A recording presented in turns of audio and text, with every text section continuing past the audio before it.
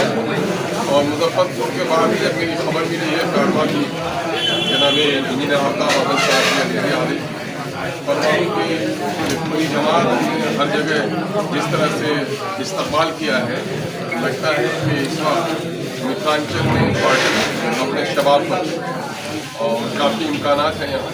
मैं यहाँ के नौजवानों के हौसलों के लिए मैं मुबारकबाद देता हूँ कि मिथिलांचल के नौजवानों ने काफ़ी जोश और जज्बे के साथ पार्टी का दामन थामा है और हमारे मिथिलांचल के जितने भी लोगों का नाम अभी अजीज़ आदिल हसन साहब ने कहा है, हमारे पार्टी के जो लीडर हैं उन्होंने बड़ी मेहनत की है। आगे बढ़ा जिस तरह अभी जो वोट आपने देखा मिथिलांचल में नहीं जो जो पार्टी टिकट में देगी लोगों को मिथिलांचल पार्टी टिकट के ताल्लुक से आपको समझना चाहिए पार्टी 243 जगहों पर इलेक्शन नहीं लड़नी चाहिए और हम जुर्माना का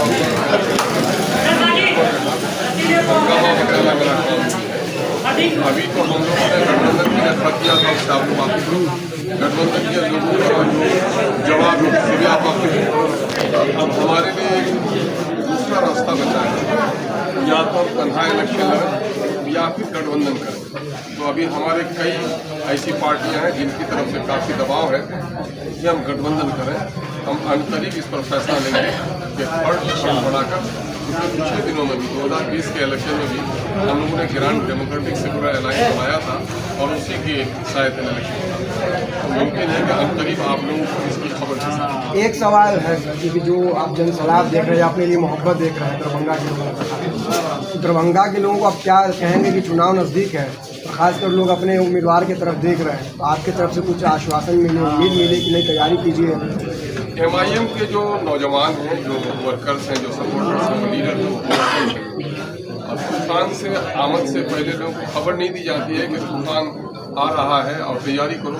वो खुद को जो गैरतमंद है और फिक्रमंद है, तूफान की आमद से पहले अपनी कश्ती संभाल लेता है। तो यकीन है कि आने वाले इलेक्शन से पहले अपनी तमाम तर जिम्मेदारियों को अदा करने के लिए हमारे जितने भी वर्कर्स हैं यकीन है कि मजबूत। आपने कहा कि गठबंधन में आपको जगह नहीं मिली, तो आपकी रणनीति कुछ अलग और गुप्त रहेगी? नहीं, मेरी रणनीति गुप्त और अलग नहीं रहेगी। अभी गुप्त है इस मामले में कि मैंने ये कहा कि गठबंधन वालों ने हमें नकार दिया है और हमने कोई कमजोरी की वजह से अपना प्रपोजल नहीं दिया।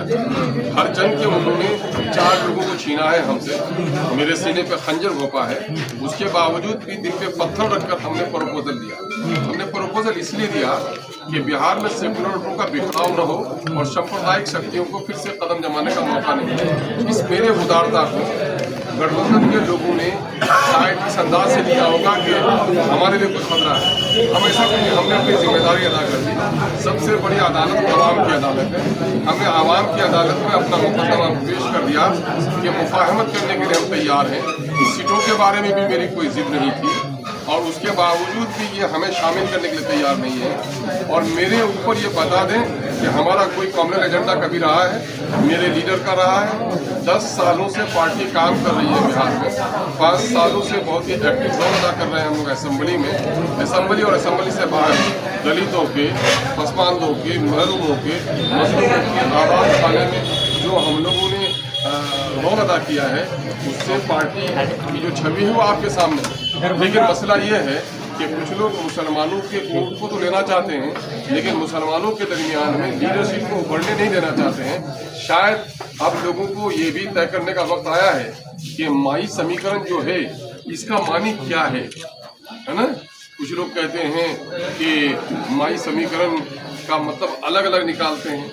तो अब लोग समझें, माइनॉरिटी के लोग समझें कि जब माइनॉरिटी इन 70-75 सालों के बाद एक ऐसी लीडरशिप आई जिसको लीड एक माइनॉरिटी का शख्स कर रहा है, क्या दाढ़ी टोपी वाला आदमी किसी पार्टी का लीडर हो गया तो क्या उसको आप बाजू में बैठने नहीं देना चाहते हैं? तो ये अब उनसे सवाल करेंगे जो लोग कल तक माइनॉरिटी के ऊपर का अपने आप को ठेकेदार कह रहे थे, ये उनके मसले। दरभंगा जिला से लगभग 40 किलोमीटर पूरब अलीनगर विधानसभा है, वहाँ महमूद आलम साहब काफ़ी सक्रिय है, मैंने उनकी ज़मीन देखी है। तो कोई उम्मीद की किरण उनके लिए नहीं। पार्टी हमारे तमाम तो लोग, हम लोगों ने पिछले दिनों में भी अपने पार्टी के उसूल और ज़ाब्ते अखलाक को सामने में रखा है कि जो भी उम्मीदवार होंगे फॉर्म भरेंगे और उनसे ये अहद व पैमा लिया जाए। पार्टी ने मुनासिब समझा तो टिकट देगी और मुनासिब नहीं समझा तो टिकट नहीं देगी। अगर जिनको टिकट नहीं दिया और वो अपनी जगह पार्टी पे कायम रहा, ऐसे ही लोग हमारे साथ चलने के लायक। वो नहीं, अगर ऐसा है कि साहब इमामत मिले तो हम नमाज पढ़ेंगे और इमामत न मिले तो मस्जिद से बाहर हो जाएंगे, तो ऐसे लोगों को पार्टी की ज़रूरत नहीं है। आप उनको क्यों कर रहे हैं?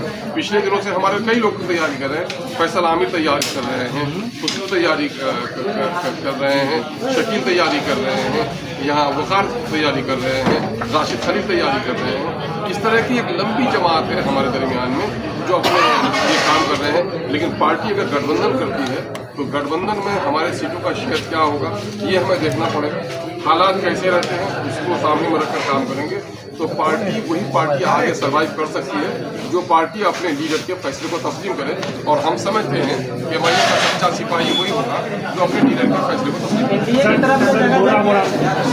बोराम से अक्सर सांसद तैयारी कर रहे हैं, बड़ी मजबूत तैयारी है, बड़ी मजबूत तैयारी है। आपका सांसद की तैयारी के बारे में अखबारों से जो खबरें मिली है, मीडिया के जरिए जो खबरें मिल रही है, पार्टी के मुखियों से जो खबर मिल रही है, ये जो मजबूत चट्टानी नौजवान हम लोग कोशिश करेंगे कि जिन लोगों का नाम लिया है तजिया करेंगे। पहले तो पार्टी ये देगी कि यहाँ किसी कैसी लोग लड़ सकते हैं। देखो भाई, दरकार अपने फसल को बेहतर बनाना चाहता है, बेहतर बनाने के नतीजे में कुछ फसलें उनके पैरों में दब जाती है ना, लेकिन फसलों की बेहतरी उनके पेशे नहीं है। मुमकिन है हमारे कई लोगों में मुमकिन है आप मुसलमानों को टिकट दीजिए। एक पार्टी है सर, एक पार्टी हज भवन में मीटिंग करी मुसलमानों के साथ, मुसलमानों की हित की बात कर रही है, प्रशांत की जनसुराज की बात, उसे कैसे देखते हैं आप? क्या गठबंधन होने के देखिए, मैं किसी को नहीं, ये इस वक्त इलेक्शन का माहौल है, हर पार्टी चाहेगी कि उसको ज़्यादा से वोट मिले। मैं मुसलमानों की पसमानदगी और बेबसी और लाचारी और महरूमी के लिए जितना दूसरी पार्टियों को जिम्मेदार मानता हूँ, उतना ही मैं मुस्लिम आवाम को भी समझता हूँ कि उसकी गलत और उसकी सियासी बेचूके नहीं है, उनको ये दिन दिखाएं। इसलिए हम जहाँ अपनी पार्टी से रिश्ता जोड़ने की बात देते हैं, वही एक दावत देते हैं कि हमारे लोग सियासी शऊर को बेदार करें। यही देखेंगे इसी मुल्क में है, इसी रियासत में है, कुछ आबादियाँ तादाद में कम है, लेकिन देखेंगे कि सियासत के ताल्लुक से उनकी हिकमत ऐसी रहती है कि हमेशा वो पावर के साथ रहते हैं। यही वजह है कि उनको नौकरी मिल जाती है, उनके मुफाद की बाज़ावरी भी हो जाती है। तो हमको ये चाहिए सिर्फ जोश और जज्बे से नहीं, बल्कि हम हिकमत के साथ भी अपने सियासत कार्यों को आगे बढ़ाएं। बिहार में जगह जगह पोस्टर लगाया जा रहा है कि देश छूटेगा नहीं और विकास रुकेगा नहीं, लेकिन पूर्णिया के अस्पताल से एक ऐसी तस्वीर सामने आई है जहाँ जिंदे लोगों के पोस्टमार्टम घर तक पहुँचा दिया गया। नहीं, ये तो मामला है ऑफिसों में रिश्वतखोरी की जो गंगोत्री बह रही है और फिरका परस्ती को जिस तरह से हवा दिया गया है, अफसरशाही का जो नंगा नाच हो रहा है, और ऑफिसों आपको वहाँ देखेंगे कई तस्वीरें सामने में आई हैं कि पेशेंट्स नहीं है, सरकारी अस्पतालों में कुत्ते बैठे हुए हैं। ये तो नीतीश सरकार के घिनौने चेहरे की एक तस्वीर है। इस तरह के हजारों वाक़यात आपको मिलेंगे। अभी लोकेशन के नाम, अभी परिमार्जिन के नाम पर करोड़ों रुपये लुटाए जा रहे हैं। अभी सर्वे के नाम पर एक सर्वे कर्मचारी करोड़ों रुपये अब तक लूट चुका है।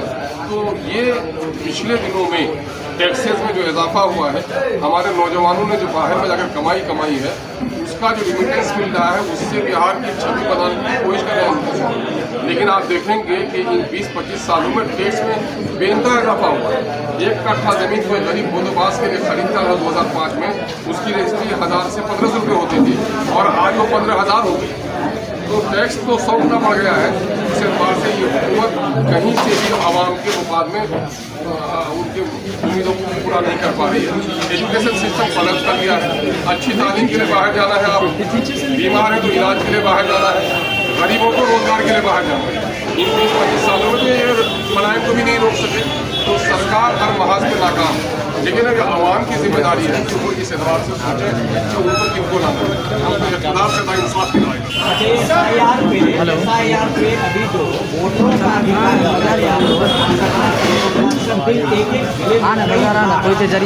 वोटर के अधिकार को छीनने का एक बात तो मैं आपको बता दूं, छीनने की नापाक कोशिश की ये फैसला मेहमान आया हुआ बनाया गया है इसका पूरा हाँ भाई अक्सर शहनशाह का और आपके सामने खत्म है हम लोगों ने 7 जुलाई को जाकर चीफ इलेक्शन वही जगह जल्दी आना। कमीशन से मुलाकात की बैरिस्टर सुखन अवैसी साहब की मामले में आदिल हसन अरे मिल जाइए निकलने तो बाहर और उनको बड़ी जिम्मेदारी के साथ हमने समझाया कि वहाँ जाए वो 8 बजे निकलवाना। या SIR कराने का नहीं है, हमको SIR से इनकार नहीं